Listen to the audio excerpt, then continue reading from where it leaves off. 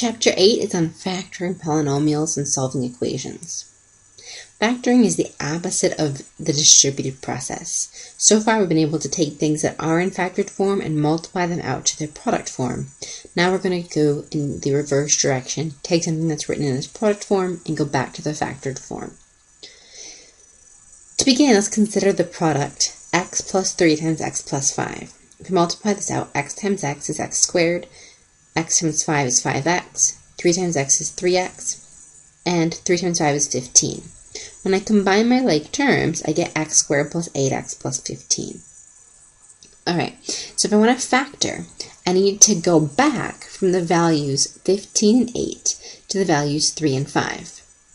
So I want to think about it this way. I know that the only way to get an x squared is to take x times x. I'm going to start with x times x. And now I need to find two numbers that multiply to 15 and add to 8. So if I think of numbers that multiply to 15, 3 and 5 come to mind. 3 and 5 multiply to 15 and add to 8. So I know that those are going to be the two numbers in my factoring. Let's see how that works in example 1. In example 1, I'm looking for two numbers whose product is 30 and whose sum is 17. So start with listing all the numbers that go into 30. So 30 is 1 times 30, or 2 times 15, or 3 times 10, or 5 times 6. If I add up these numbers, I want to find the pair that adds to 17. 1 plus 30 is 31, 2 plus 15 is 17, 3 plus 10 is 13, and 5 plus 6 is 11. The pair that adds 17 is the pair of numbers 2 and 15, so x squared plus 17x plus 30 is going to factor as x plus 2 times x plus 15. Let's look at part B. I want two numbers that are going to have a product of negative 40 and a sum of 3.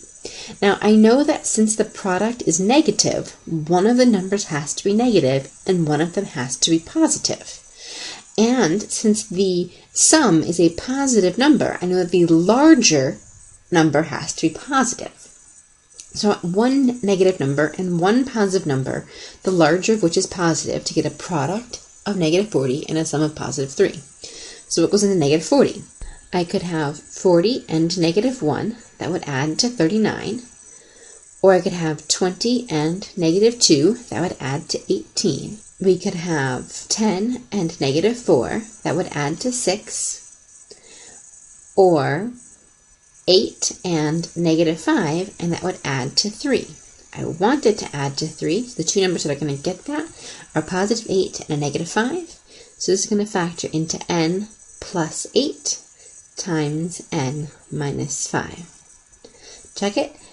8 times negative 5 is negative 40, and 8 minus 5 is 3. Alright, tip. If C is positive, I'm looking for two positives or two negatives. The only way to multiply two positive numbers with two of the same. So two positives or two negatives. I know that if they're both positive, they're going to add to a positive number, and if they're both negative, they're going to add to a negative number. So we're looking at example 2 and 3, I can tell exactly that I'm looking for two of the same, two positive, two of the same, two negative. Let's try to find them. I want two numbers that are going to multiply to a positive 12 and add to 7. So I know that's going to be 4 and 3, since 4 times 3 is 12, and 4 plus 3 is 7. So my answer is x plus 4 times x plus 3. Alright, now I want two negative numbers that multiply to 20 and add to negative 9. So negative 4 times negative 5 is 20, and negative 4 plus negative 5 is negative 9. So my answer is x minus 4 times x minus 5. If C is negative, if I'm going to multiply to a negative, I know I have to have one negative and one positive. I can determine which number needs to be larger based on whether the sum is positive or negative. So this is one of each, large or negative since the sum is negative. One of each, large or positive since the sum is positive. So let's look for two numbers that multiply to negative 16.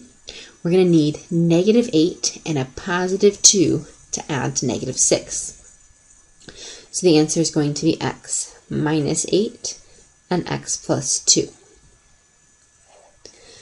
Number 5, I need a negative 24. Two numbers are going to multiply negative 24. The larger needs to be positive. Let's try a couple here. Maybe it is 12 and 2. 12 minus 2. But that adds to 10, so that doesn't work. You're not always going to get it on the first try, so try a couple things that go into 24. Maybe it's 8 and 3. But 8 minus 3 is 5, so that one doesn't work. Or maybe it's 6 and 4. And 6 minus 4 is 2. That one does work, so finally we have the correct pair. So it's x with a positive 6, x plus 6, and a minus 4, x minus 4. So try a couple things. It's not going to be the first guess every try that's going to work. Just think of things that go into 24, add them up, and see if you have the desired result, the number in the middle, or not. If you don't, keep trying. Go to the next page. Alright, I need to factor this one. There's a negative 20 there. So I know I need one positive and one negative, and the negative needs to be larger.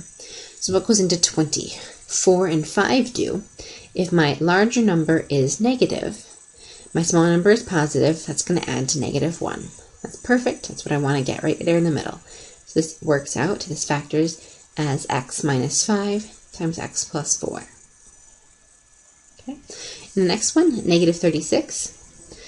I know that I'm looking for one negative and one positive, and that I want it to be negative when I'm done, so the larger one needs to be negative.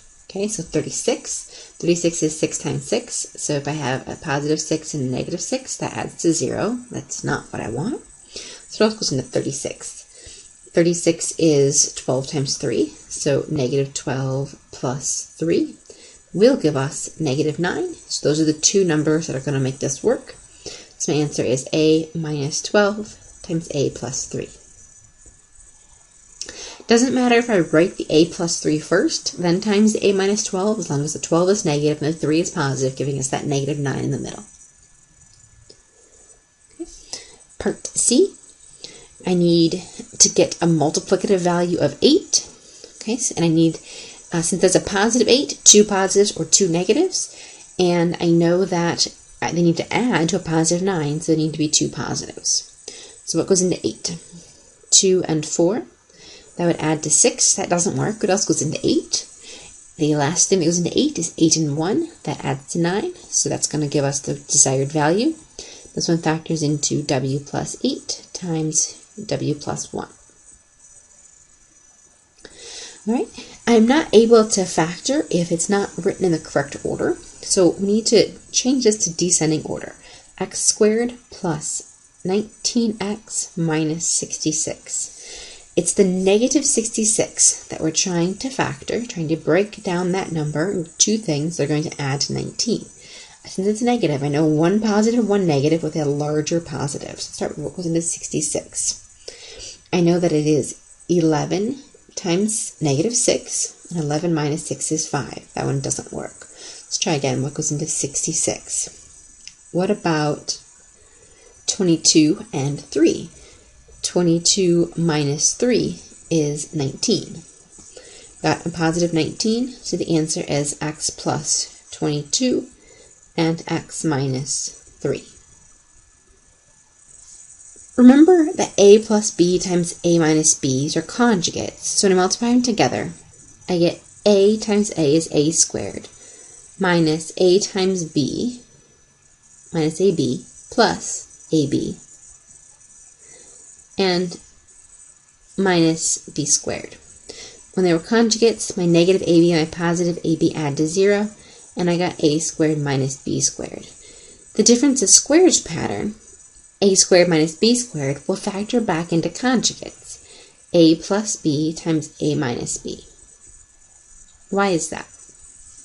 If you only have two terms, what you're trying to do is add to 0 and in the middle. The only way to add to 0 is if they're the same number, one positive and one negative. Okay?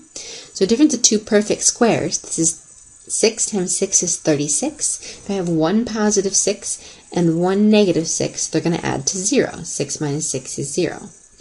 So I'm going to have the factorization be n plus 6 and n minus 6. This is a difference of squares.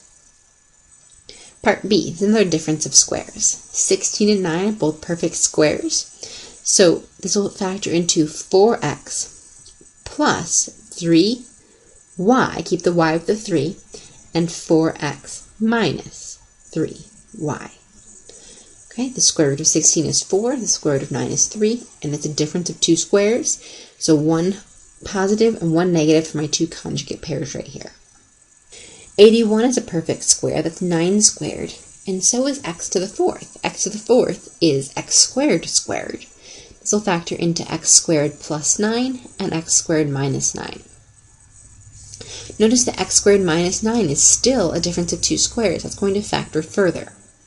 X squared plus 9 is the sum of two squares. That one's prime, but x squared minus 9 can factor into x plus 3 and x minus 3.